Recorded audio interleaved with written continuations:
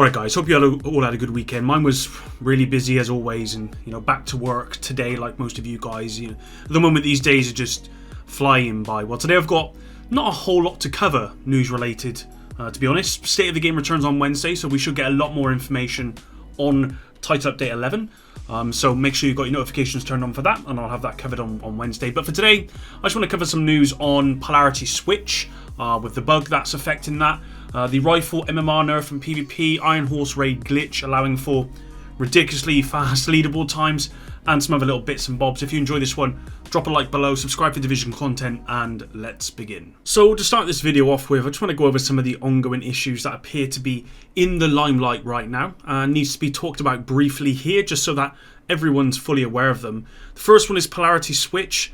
First off, yes, I'm as upset as you guys with that 3 out of the 4 global events for Season 2 are the same as Season 1, with no new rewards at all, just kind of copy and paste, Polarity Switch being one of them, and the next 2 are going to be the same as from the first season.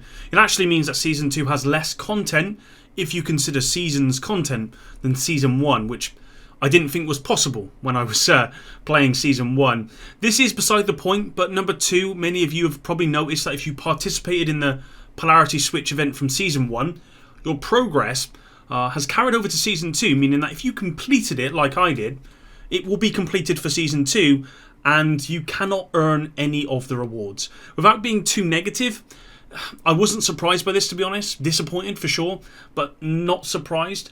I'm glad to report this is a bug and not intentional, which is of course good news, but there's no confirmation of when this bug will be fixed, so I suspect the global event may be extended, or any progress you make now will be added once it's fixed. What's clear is it literally was a copy and paste from Season 1. Guys, just as I was editing this video, I've realised that actually they are making a fix to the Polarity Switch global event. So there is a maintenance for tomorrow.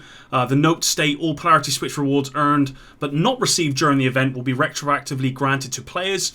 A little bit disappointed that they've gone for this route, because I know a lot of people have just not participated in Polarity Switch, waiting for it to be fixed before they then participate.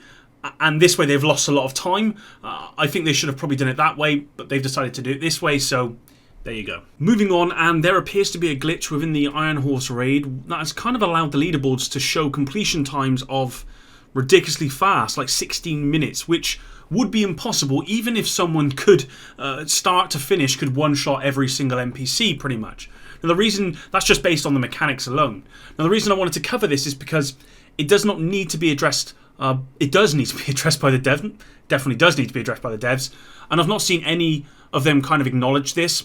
From what I've gathered, this can be achieved by one person dropping out at the start of the raid and then returning at the final boss. So you'd have 7 people going through the raid and then 8 people in the final room. And once it's completed, it counts the time for the one player joining as for everyone. And that's why the time is so low, because the last area takes a certain period of time.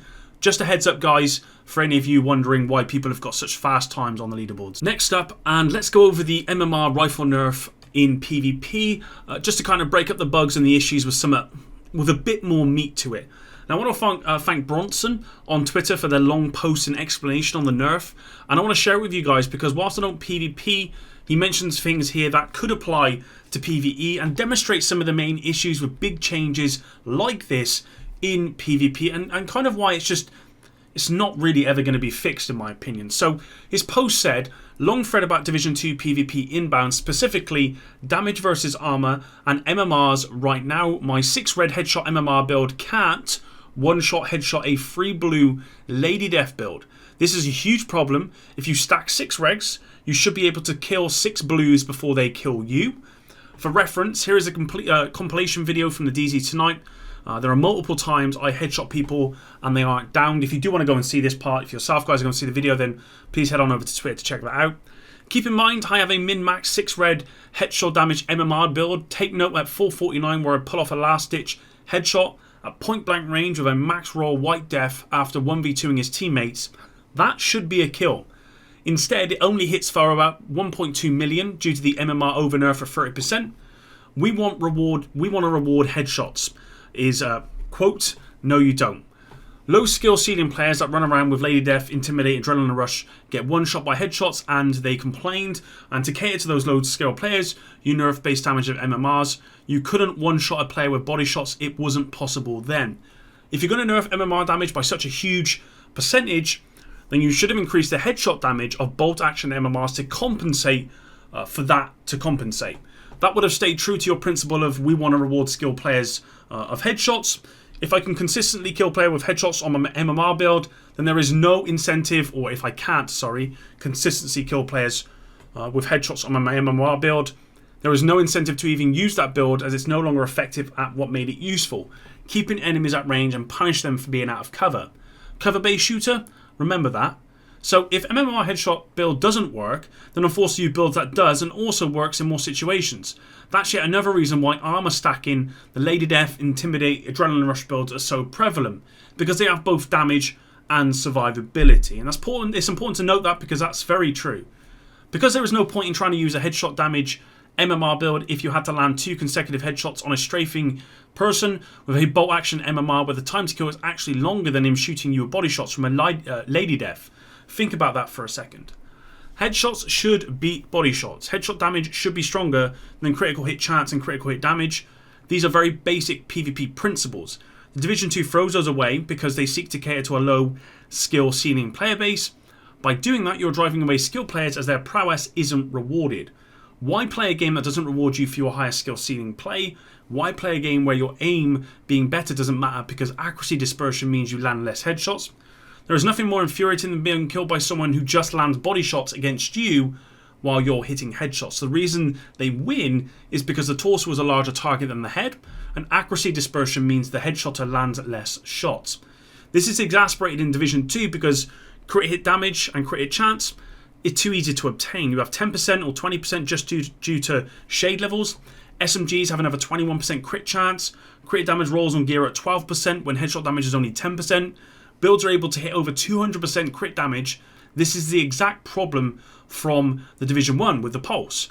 We could have 60% crit hit chance, 100% crit damage from Tactical Scanner back in the Division 1. This was just way too much damage output, which adversely affected PvE as well since enemies were scaled to that level of player damage output. But Tactical Scanner had a hard counter in PvP, and that was the Conceal Pulse. That was a pulse I always run, guys. I love running that. All that damage potential was negated by one skill.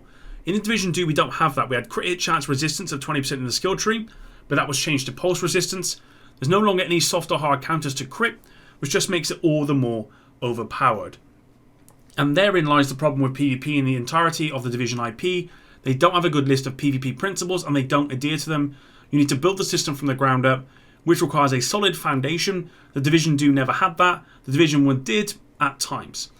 Now, sorry, that was a bit long, but I agree with Bronson here that players need to be rewarded for hitting headshots. And if going toe-to-toe with another player and you're losing to body shots due to crit, then it doesn't feel like the more skilled player is actually winning those fights. It's actually just the best build or the best in slot. In this case, crit chance coupled with crit damage. Others have responded saying it's still possible to one-shot with MMRs in PvP when built correctly. But of course, you're going to have to give up everything to get that one-shot build. I mean everything. Whereas with something like the Lady Death Blue build, you get crazy damage and crazy survivability. PvP overall is just a mess. Problem is, because the Division PvP is not about skill, and rarely has ever been about skill, even in the Division, this is always going to be an issue.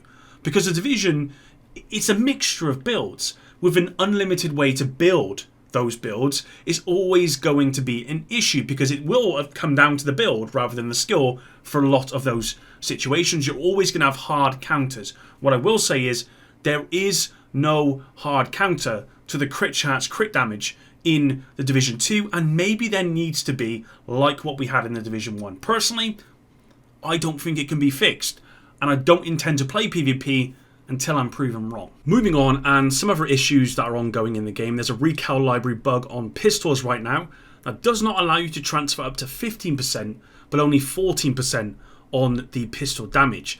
No news on when this might be fixed, as this doesn't appear to have been acknowledged, although I suspect it is being worked on in the background. Blue screens they've become a major problem for many since TU 10.1 dropped. It appears to be mainly a PS4 issue from the reports that I've seen, and it's exasperated by the Pulse, apparently. The devs are actively looking at this, confirmed in a forum post from 2 weeks ago, but as of this script, no updates since then, so I'm not sure when this is going to be fixed. This does need to be looked at as soon as possible, as more and more people dip out of the game, especially on PS4, where that's where the problem seems to be. It appears the Liberty Island mission Kena bug has still not been fixed after the most recent bug fix, and players are reporting Kena as invincible still. Just another bug in a long line of fixes needed as soon as possible for the game. Purple loot is still dropping from control point crates. This appears to be an issue with the interaction between players going down, being revived by NPCs, and then capturing the control point. Not too sure on the specifics, but ultimately it's still happening, and it shouldn't be.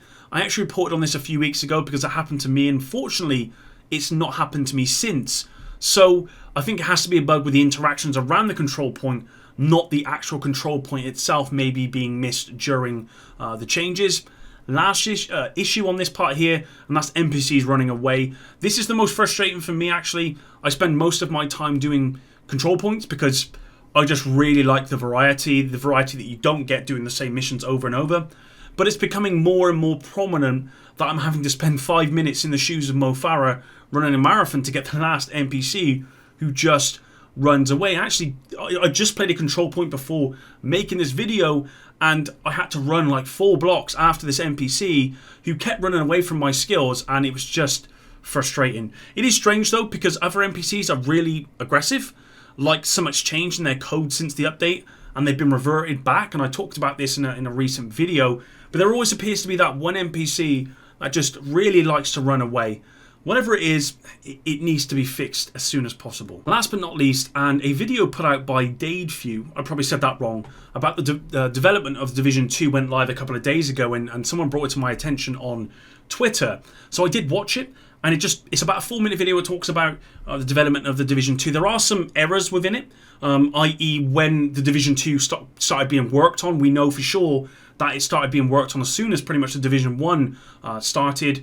And also, he talks about Avatar and that having an effect on the Division 2, which might be the case right now, but it wasn't the case when it was first being developed, at least, because of what's been confirmed by other people. But if you wanted to go check that out, please do, because it is fairly interesting. And I have to agree, I think there is going to be a Division 3, and it's probably going to be in the next 2 to 4 years, probably 2 years to 3 years in my opinion. But go check that out because it's a pretty good video, and you guys may be interested in it. That's it for today's video, guys. Thanks very much for watching. Like I said at the start of the video, State of the Game is on Wednesday. It returns after about a 4 or 5 week hiatus. And so we are going to get some news on the title update 11. So we're going to hear more about the mods and what they're looking to do with that. So make sure you've got notifications turned on, and make sure you're checking out my channel. It'll be around 5 to 6 o'clock UK time when that video will likely go out. But that's it. Thanks very much for all your time, and until the next one, Epic out.